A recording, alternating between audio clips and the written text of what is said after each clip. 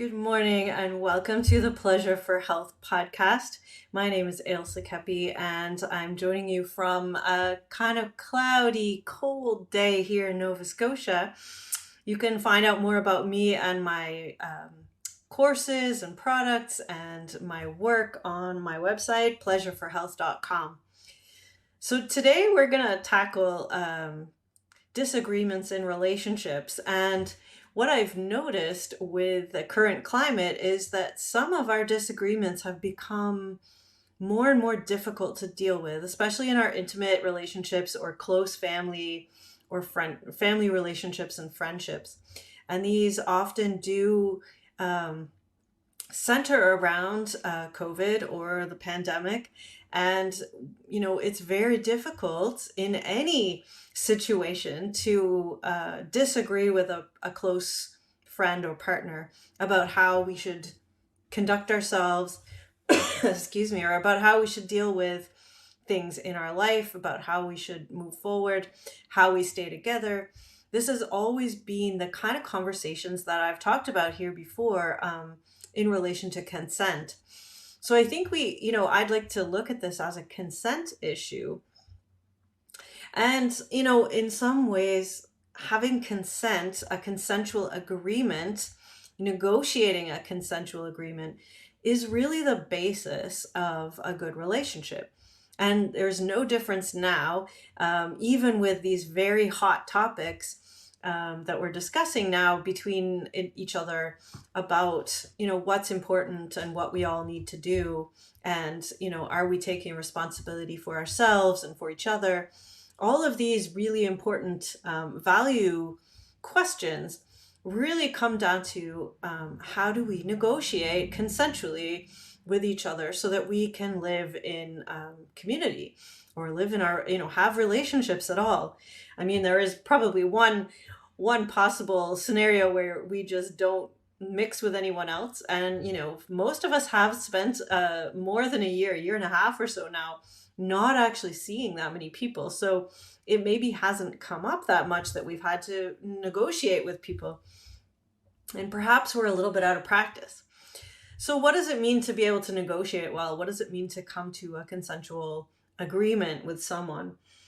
And I think I would borrow from, the kink world, perhaps, about if you're going to negotiate a consensual interaction or relationship, it's important to really listen to the more cautious partner and to, not to push the more cautious or, worried partner into doing something that they're not comfortable doing. Now, the only difficulty with that in the sense of, some of the questions that are coming up now with vaccines and things and COVID and how we interact with people is that both partners feel like they're being the more cautious partner. In the case of the vaccine, perhaps some people feel like I'm being more cautious by taking the vaccine, and some people feel like they're being more cautious by not taking the vaccine. And so who do we take into account, in that sense of if we're negotiating an agreement, who is being more cautious and how do we end up so we're both being cautious? So it's interesting because it brings up a whole new way of having to learn to relate to each other. So bringing up a consent is always, and it doesn't just relate to the COVID or pandemic or questions that come up now, but it always requires that we are out of our fight or flight nervous system, that we are in a safe enough place, that we feel that we can be in our higher brain centers. So, if we're in a fight or flight response, which many of us have been in or still are in quite often and get put back into in many times. And if we're in that fight or flight response, we really can't weigh different scenarios. We can't do anything but respond in an emotional or a survival type of way. And so trying to negotiate a really complex agreement with someone that we love is going to be really difficult if we're still in that place. So My first recommendation or thought about negotiating agreements around this is finding a way to feel safe enough. And that might be something like, um, you know, living in different houses so that you feel safe enough, and having the conversation or negotiation agreement conversation over the phone, or, on FaceTime, where you're not feeling bullied or pushed into doing something you don't want to because you're living together. Now, that's not always possible for everyone. I get that. Sometimes we're stuck living together. But is there a way that you can negotiate your current situation with your partner or your intimate other, where you both feel safe enough to speak from a grounded place? And that requires that you know what that feels like. That requires perhaps that you take some time to go for a walk in nature, or maybe you do the whole discussion outside in nature. Nature is a very grounding thing. So whether we meditate first and we really maybe from that place of solitude and meditation, we write down what would be important for us in this negotiation. So really, if we're watching the news and we're getting all riled up and worried and scared and in fear, and then we're trying to have a negotiation, it's not going to go well, because we're in the fight or flight response at that point. And that's, brain physiology. We just, our nervous system puts us in fight or flight, and it's all about survival. It's not about being open to listening or hearing anyone else's viewpoints. So the first thing that we have to do, even in any discussion with a partner, is really find a way to feel safe enough to have the conversation. And that conversation, like I said, might need to happen not in person. Maybe it needs to happen by email. Maybe it needs to happen where you have time to reflect on your answer and how you take it in. I know I'm involved in a current situation where we're trying to do some restorative justice work, and taking a day or two between receiving an email and answering it has been really profoundly effective for me to work through my initial trigger. If I get a difficult email, I work through my triggers around that. It takes me a couple of days usually, and then I can kind of sit down and respond from a more centered place. So really, these really hot topics, like how we're dealing with partnerships, and if we disagree on how we want to deal with COVID or vaccines or socializing, going out, all of those things, we may really need to slow down our conversation to the point of taking a day or two in between writing something down and stating something. So that might require an incredible amount of self-control. And I don't know how everyone's feeling out there, but that could be difficult. But it also gives you an opportunity to just meditate on where the other person's coming from. And if you can respond in a way that is loving and kind, and, realize that this is a person that you love, this is a person that you care about. And while you may not agree on everything, we have to look beyond the fear and look at, okay, we both love each other. We're both coming from this place of wanting to work this out so we can have a relationship. So let's focus on that intention, and then, work out the details. So, what does it mean, and what do you want to have happen in this conversation? What do you need to have in your life to feel safe? This is a conversation to have with yourself first. And it always is a conversation to have with yourself. What do you need to have in this relationship to feel good, to feel loved, to feel like it's worthwhile in your life, that it's that you are not just benefiting, but really both giving and receiving in this relationship, that it's something that's loving, that's adding to your life. What do you want to have happen in your negotiation? So if it's important to you that everyone in your life be vaccinated, like for instance, then that needs to be something that you decide on your own, and then you bring that value, and that that's your hard no, or your hard yes.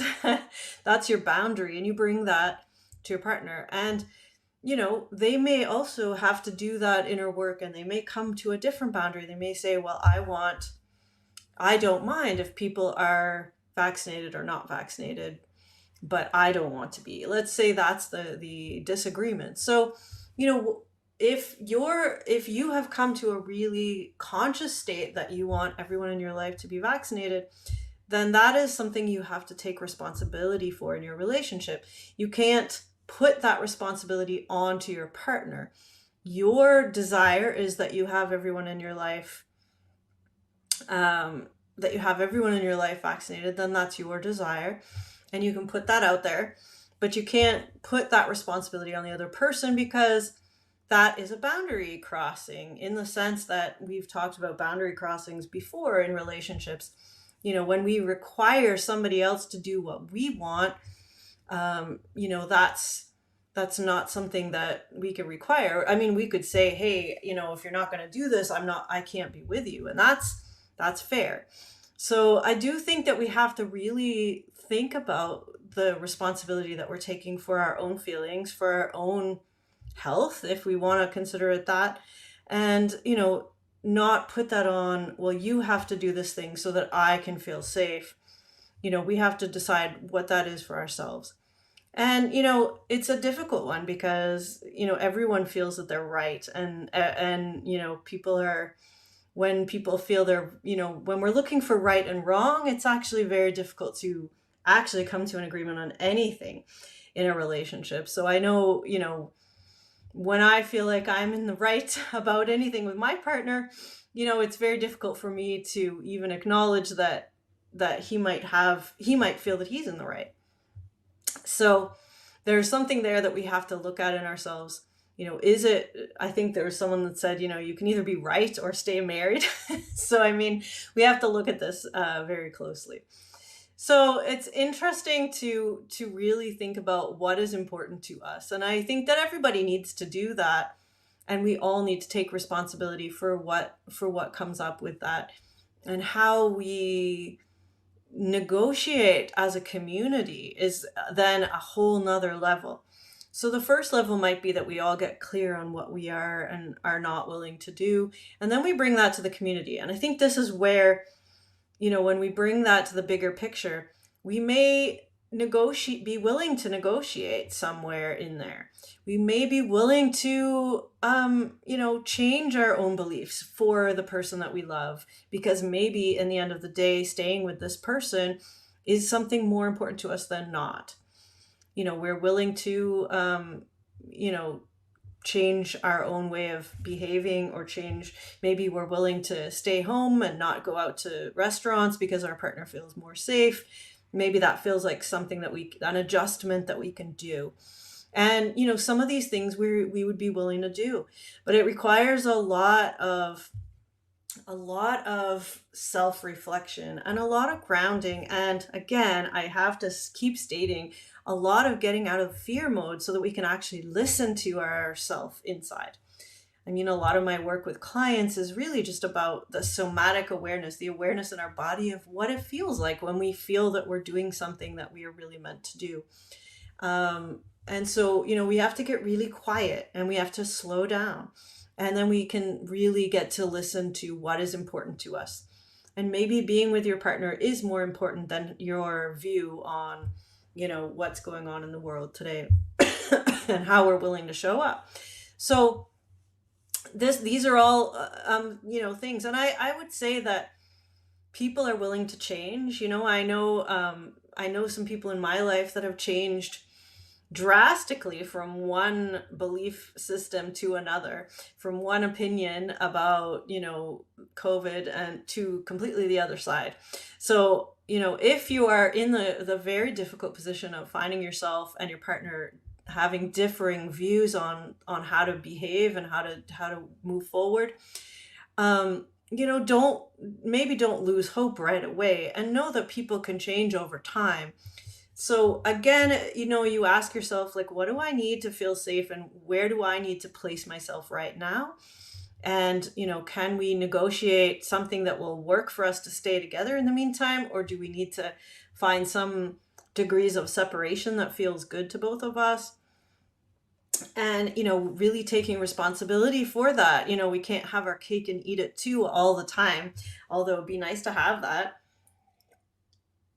We can't always, have things work out in our favor. And, we can't say, well, I would love if you were willing to do this thing or not do this thing. I would really love that, and it would make me feel great. And that's awesome. And our partner or our friends and family are, people who, we've agreed, at least in the West here, that we supposedly have the freedom to look at that. So, I think as far as consent goes, finding out what you are in consent to do with yourself, and then bringing that to your partner. There's an exercise I do with couples that I'm coaching. What is it that I'm feeling right now? What do I want to, experience with you? How, and we have this kind of little form that we fill out, and we both fill it out, and we exchange that, and then you can see where your partner's coming from. And sometimes that gives you some insight into where are those points of connection? Where are those points where we agree? It might just be that we agree that there's a pandemic right now, or it might just be that we agree that, growing our own food would be a good idea. I don't know. Whatever the agreement points are, maybe try looking for those instead of always, looking for where we disagree. Look for the points of connection. See if there's something you can draw on from there. See if there's something you can move forward with from those points of connection. And that will probably feel much better to focus on those than to focus on the things that you're disagreeing on at the moment. And if you start together working on something, maybe you come together in some kind of co-created agreement. So, that's where I start with couples when we're talking about, intimacy, and we're talking about relationships. And, this is no different. We have very high emotional responses at the moment. And like I said, this can make it more difficult. But if we are willing to do the work to stay grounded, and if we're willing to really check in with ourselves, I think we have a place to start. We have a loving place to start with people in our lives to say, hey, let's look at what we agree on. Let's discuss that. And let's try to expand that gradually to, to encompass more and more things that we can share. So I hope that's given you something to think about. I hope it's maybe helped you take a breath in all of the, what can feel like a lot of conflict in the world today. And I hope that you'll take some time to get out for a walk today, or do some breathing, or just sit in gratitude for a few minutes of all the amazing, wonderful things that are in our life, and take some time to notice that. Help yourself get out of the fight or flight response that we can easily get into when we watch the media or go out in the world. Just spend a few minutes on your own, just breathing and just saying, hey, I'm here, I'm alive. I have people that love me in my life. How am I going to move forward with these people? So hopefully that gives you somewhere to start for today. And I have loved speaking to you all. I noticed somebody does have a question. I'd love to hear your question. You can definitely write to me. I'm not that great at podcasting with other people added, so I'm going to ask that you contact me on my website, pleasureforhealth.com. Please do reach out, ask your question, and maybe I can deal with it on another show. And if I do ever get to the point of having guests and working out how to invite questions on my podcast, that would definitely be an upgrade in my tech knowledge. But for right now, if you'd like to reach out with any questions or comments to the show or anything else, please do reach out. There's a contact form on my website, pleasureforhealth.com. Feel free to sign up for my newsletter while you're there. And hope to talk to you all soon. Thank you so much for joining me.